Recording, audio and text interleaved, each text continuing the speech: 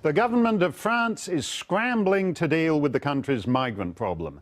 President Emmanuel Macron ran as a comparative liberal, but he wants homeless migrants off France's streets by year's end. That probably isn't going to happen, so now the French are cracking down. Authorities are ramping up expulsions, checking IDs at emergency shelters, and doing a host of other measures to get migrants out of the country and keep them out. Does France have a lesson for America's own migration issues? David Tafuri is a former State Department official and advised the Obama campaign on foreign policy. David, it's always interesting to see how countries that have reputations as being more liberal and progressive deal with some of these issues. France expels 1 in 5 illegal immigrants. If Trump did that, he would literally be Hitler, even more literally Hitler than he already literally is, wouldn't he? 1 in 5 illegal immigrants get expelled from France.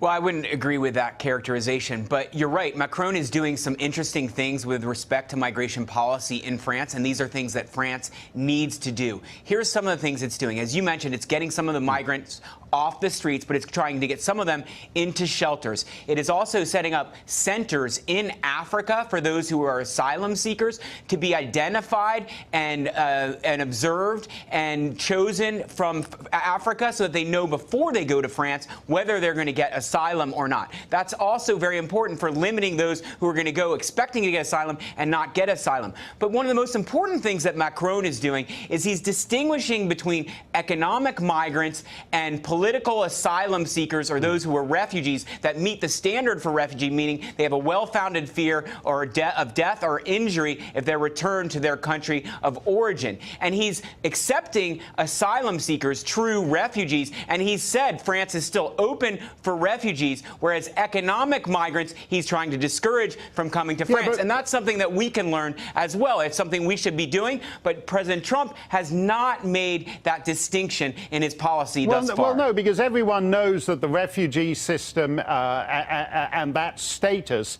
of a genuine fear of persecution is abused routinely in the immigration systems of the West. France is, if you go to Paris, for example, and you can go a couple of blocks from the best hotels, the Georges V or the Plaza Athénée, and you would think you were in a country and a city that has fallen apart. A beautiful city with streets piled with trash. The jungle camp at Calais that they shut down has basically moved to the capital city now.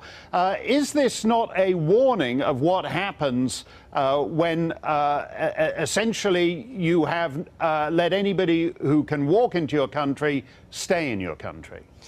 Well, that's why Macron is doing some of the things that he's doing. He's trying to make the streets safer. He's also trying to make it safer for some of these migrants by moving them off the streets and moving them into shelters. But I want to go back to one other characterization you mentioned, which I don't agree with. Asylum seekers in the U.S. are not problematic. Actually, the refugees who have come to the U.S. and have been resettled here as refugees have not engaged in crime. Their crime rate is less than the average American, and they've not engaged in terrorism. None of the major terrorist attacks. Well, hold on a second. None of the major terrorist attacks in the U.S. have been due to refugees. They're from people who came to the U.S. in other ways. No, what about the Somalis in Minnesota, for example, who go back to Somalia? They supposedly here because it's unsafe for them to go back to Somalia, but they fly back to Somalia, strap on the old suicide belt, and your State Department pays to have the 50,000 fragments of whatever's left of them shipped back for burial in Minnesota. Mark, you got to look at the statistics. I mean, you can pull out one, crazy situation, but if you look at the statistics, asylum seekers and refugees in the United States have not engaged in crime and they have not engaged in terrorism. And it's because our asylum process has a very substantial vetting procedure. They're vetted overseas. It takes 2 years for them to go through that vetting process. They're interrogated. They go through questioning and background checks. And by the time they make it here through that difficult process, they normally are law law-abiding citizens who contribute to our society. Now, I agree with you, though, that we have to do a better job of limiting those who come from overseas who do engage in terrorist attacks, and there are many who have done that, but they have not come as refugees. They've come through other ways. They've come on visitation visas. They've come on family visas. They've come through other means, and those are the ones that we should be more focused upon. Well, what's the answer to that? Because if you look at the situation of Europe to Africa, it's actually more severe than North America to South America. Because if you look at the differential in birth rates, a very tiny proportion of the population of Africa, countries where people have 6, 7 children, and they can't support the present population, the incentive to just get on a boat and, as Tucker showed on this show a couple of months ago, just arrive on a beach in Spain where all the nice continentals are sunbathing topless and walk into Europe. What's to prevent people from just walking into the developed world and overwhelming it? You know, I've read some of your articles on the aging statistics that you mentioned, and they are very interesting and thoughtful. And I think you make some good points there. One of the ways, though, we stop migration from Africa to Europe, as you mentioned, is to set up these centers in Africa. So there are staging centers there where people can apply, and they'll know whether they're going to be given refugee status or not. But ultimately, we also have to do more to turn these countries that are becoming failed states into more stable, prosperous countries, so people do not want to leave them. That's going to take a lot more engagement by Europe. Europe is not doing enough in Africa to stabilize these countries. Europe used to do enough, and it's called colonialism and imperialism. And it's actually very hard, isn't it, to do it at one remove by just giving money to international aid and development things. Well, that's not just what I'm talking about. And obviously, there's something in between colonialism and zero engagement. We have to be engaged. We have to be promoting democracy. We have to be promoting economic prosperity. And we have to make these countries safe and prosperous and stable so the people stay there and they don't seek illegal migration. Thanks for coming on, David. We'll try and find where that sweet spot is. Cash. Islamic terror isn't just menacing New York City, of course. It's an even greater problem in Europe, where decades of slow immigration have accelerated to become a wave of migrants that has completely changed the demographic mix of that continent, not to mention the daily lives of the people who live there. Pull up your mental image of Sweden. Pacifism, socialism, blonde people, mandatory politeness, lilting accents, saunas, you know the cliche. If that's what you're picturing, you haven't been there recently. Here's the scene in Malmö, that's the country's third largest city, just the other day.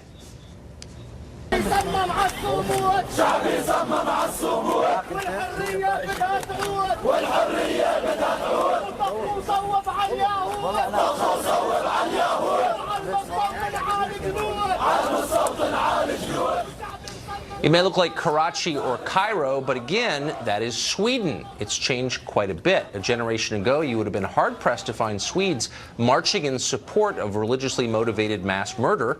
Now, it's all but normal, thanks to mass immigration that has brought tens of thousands of immigrants into that country from North Africa and the Middle East. Malmö has been called Europe's most anti-Semitic city, with dozens of verbal and physical attacks targeting the few hundred Jews who still live there. Just 75 years ago, Sweden was a haven for Jews fleeing the Holocaust. Today, those same Jews fear their own neighbors again, thanks to the Swedish government's decision to bring in a population that hates them. Just 2 days ago, a synagogue in Sweden was firebombed. It wasn't the first such attack, and unfortunately, it will likely not be the last. Meanwhile, in Paris, Muslim immigrants have taken over the city streets in some parts of the capital. Residents of one neighborhood are threatening a hunger strike if camping migrants aren't moved by the end of the year. They say trash is everywhere, and worse, women are being harassed regularly on the street. Mark Steyn is an author and columnist who's followed what's happening in Europe for some time, and he joins us tonight. So, Mark, you see videos like that from Sweden, and you realize that this is not the continent that you picture, that it really is completely different because of immigration trends. Are the authorities in Europe, I know you spent a lot of time over there, aware of this? Do they care? Is there a public conversation about this? Well, Tony Blair was asked by the late Christopher Hitchens about my book and whether the demographic trends in Europe were part of what he called the public conversation, the European conversation with his fellow prime ministers. And Tony Blair gave a very revealing answer, I thought. He said it's part of the subterranean conversation. Right, exactly. In other words, Europe's leaders haven't figured out a way to talk about this in public. I know Malmo very well. I've been there once or twice a year for the last 15 years. And the reason I go to Malmo is because it was the first Christian city in what was then Denmark, and it's now going to be the first Muslim city in Sweden. And I do something that I first did at the suggestion of a couple of those Swedish blondes you were mentioning, the ABBA girls, Britt Eklund, those kind of girls that you were talking about earlier, that they made one evening to me as I was sitting in a coffee shop, and at twilight I walked from downtown Malmo to Rosengård, which is the big Muslim suburb, and the Swedish blondes thin out and the covered women and the bearded men come towards you until eventually you're in a part of Sweden in which there are no uncovered women, and in which Muslim women who've come from Muslim countries where they didn't have to go covered, such as Bosnia, suddenly find they have to go covered when they emigrate to Sweden. That walk, as the blondes thin out and the big bearded men come towards you in ever greater numbers, that is Europe's future walking towards you. And I would say it's the biggest story of our time. Yes. That Christendom is being transformed at an extraordinary level, to the point where Swedes will be an ethnic minority in their own country by mid-century. But what I don't understand, why is no one allowed to talk about it? I mean, if Swedes or Danes or Finns were flooding into Jordan and displacing the native population and forcing people to follow their Christian practices and obey their cultural imperatives, their mores, I think liberals here would say, well, no, you can't do that. It's their country. Right. Why is it Right. different when it happens in Europe or the United States? Well, you actually see it in the United States when they talk about New Orleans no longer being a chocolate city because too many white people have moved in. If you remember, that was one of the headlines a few years ago. Yeah. And I think that the problem, of course, is that the minute you raise it, you get accused of being racist. The minute you talk about it with any degree of honesty, that deputy leader of Britain First that you mentioned a couple of days ago, the police in Belfast flew all the way to London to arrest her, put her on a plane, take her back to Belfast for something she said in a speech at Belfast City Hall. Swedes are particularly dishonest about it. The wealthy Swedes, the minute their area gets like those scenes you were showing in Paris, where there's too many migrants and the neighborhood starts to change, they move out to all-white suburbs and all-white villages, and the moment they're there, they vote ever more enthusiastically in polls about how wonderful multiculturalism is. If in you other were words, the more they move away from it, the more they are in favor of it. Of course, because it doesn't affect them. But if you intentionally set out to create an environment in which violent nationalism would flower, wouldn't this be it? Absolutely. I mean, the first duty of the political class is prudence. And you don't extinguish prudence for utopian delusions. And the reality is that people, as people know in almost any part of the world, that the minute you have Islam as 15 to 20% of your population, the mediation of relations between Islam and the rest of society becomes your principal domestic consideration, as is happening in front of our eyes in Sweden, in the Netherlands, in France, in Germany, in the United Kingdom. And it will happen here. The first duty of the political class is prudence. I'm getting that tattoo. Absolutely. And I'm giving you credit when I get it. Mark Steyn, it's great to see you. That's a great tramp stab to get. I recommend that, Tucker. It's true. Thank you.